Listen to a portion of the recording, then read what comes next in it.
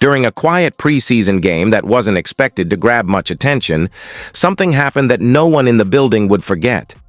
It was a reminder that sports aren't just about scores and stats. They're about emotion, resilience, and human connection.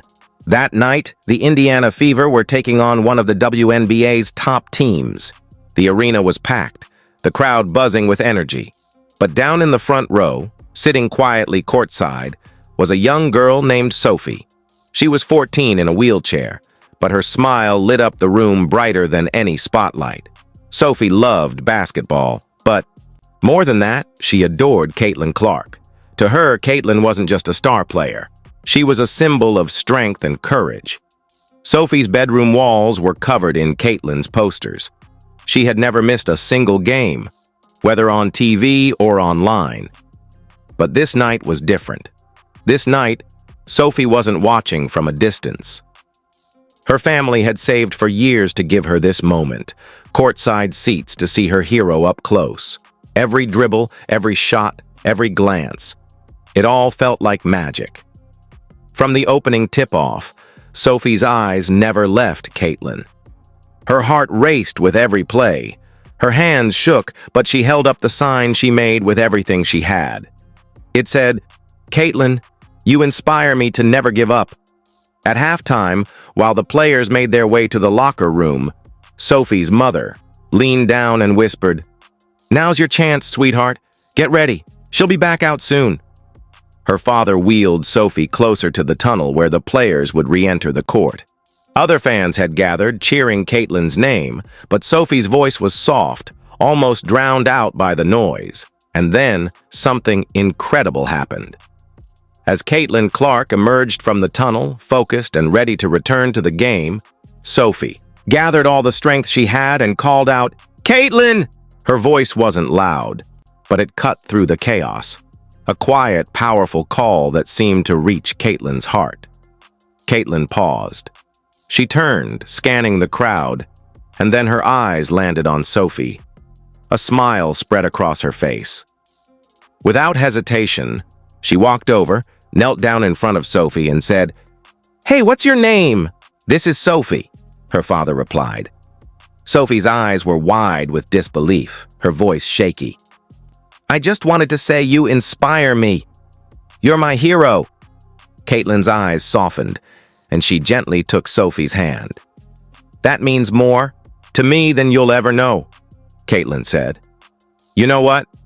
Girls like you are the real heroes. You inspire me." The crowd, which had been buzzing with energy moments before, suddenly fell silent.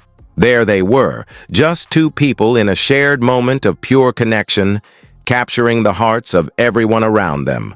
I think it's really cool, and I wish I could make time for every single kid that's standing there screaming my name. I really do, and I just don't have the time. Obviously, we have meetings afterwards, so it's really cool. I mean, if I can make somebody's year or month or, second, I really want to be able to try to do that, even if it's a couple autographs. So hopefully she cherishes those shoes. We're keeping them up in my parents' closet until we get a case for them, and then we're going to put them up in my... When after the game, Caitlin approached Sophie once more. She gently placed a hand on Sophie's shoulder and smiled. "Let's take a photo together, okay?" Sophie nodded, her heart full of joy, her smile wide and genuine. It was a moment of quiet happiness, a memory that would last a lifetime. No words were needed. Just a simple, perfect moment between two people who would always carry this connection with.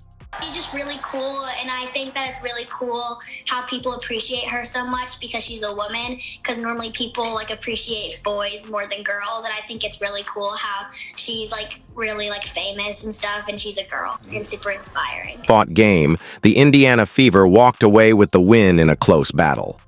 The crowd erupted with cheers, but for Sophie, there was only one thing that truly mattered. Caitlin had kept her promise.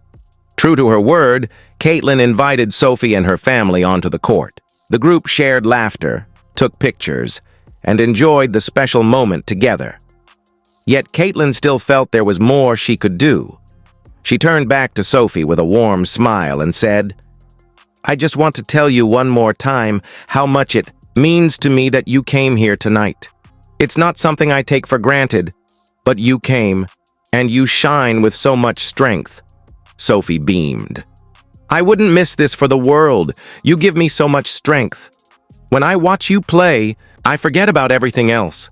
Caitlin paused, looking at Sophie with admiration. Then softly she asked, "What keeps you so strong, Sophie? What gives you that kind of power?" Sophie glanced at her parents before turning back to Caitlin, her voice steady. "I believe that anything is possible, just like you show us. That's my strength." Caitlin nodded, visibly moved by Sophie's words. She hesitated for a moment before asking, "Can I ask why you're in a wheelchair?" There was a quiet pause. Sophie's eyes lowered, and she didn't immediately answer. Caitlin, sensing the moment was delicate, quickly added, "I'm sorry. I didn't mean to bring anything up that would make you sad." Just then, Sophie's father stepped forward, his tone calm and gentle. "I can explain," he said before sharing the story that had shaped Sophie's life. We're keeping them up in my parents' closet until we get a case for them, and then we're going to put them up in my room. This face says it all. It was a moment. 3. Sophie had once been a lively, joyful child. Always outside, always laughing, always full of energy. But 3 years ago, everything changed. On the way home from a family trip, they were involved in a horrific accident. A truck lost control and collided with several cars.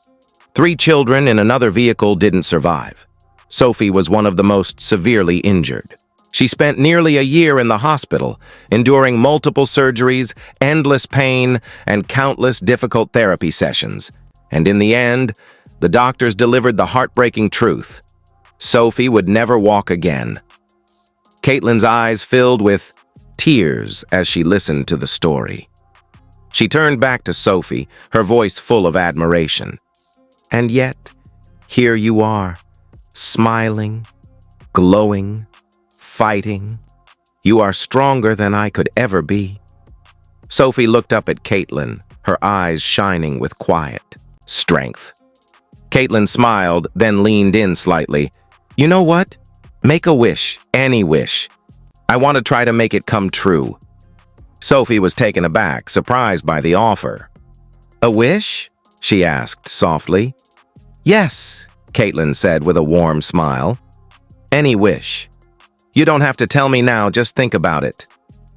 Sophie slowly nodded, her heart racing, not quite sure what to wish for. Caitlin then waved over one of her team assistants, who quickly returned with a small gift box. Caitlin handed it to Sophie with a gentle smile. "Just a little thank you for being here and for being so amazing." Sophie opened the box carefully, her hands trembling with anticipation. Inside was a signed Indiana Fever jersey, personally, autographed by Caitlin, and a custom water bottle with Sophie's name engraved on it. Sophie swallowed hard, overwhelmed by the gesture. "It's beautiful," she whispered, her voice thick with emotion. Her mother stood beside her, wiping away a quiet tear.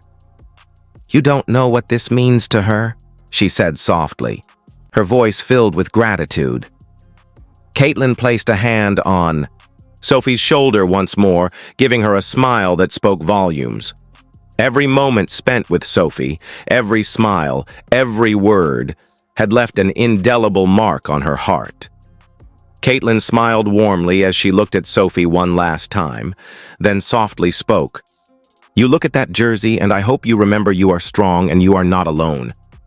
With that, Caitlin had to return to her team. She said her goodbyes, waved one final time, and disappeared down the tunnel. The crowd around Sophie erupted into applause, wiping away tears as they watched the extraordinary moment unfold. Sophie sat still for a moment, holding the signed jersey tightly to her chest. Her father placed a hand on her shoulder and said, "That kind of person, she's something special. I haven't seen you smile like that in a long time." Even before they left the arena, the story had spread like wildfire among the fans. Videos, photos, and word of mouth quickly passed along the incredible moment. But it wasn't about the points or assists that night. It was about the connection between a superstar and a young girl who had never given up hope, even in the darkest times. Back in the locker room, as her teammates celebrated their win, Caitlin Clark sat quietly for a moment. Her eyes wandered to the courtside seat where Sophie had been. In her heart, she knew that tonight, she hadn't just won a game. She had touched a soul.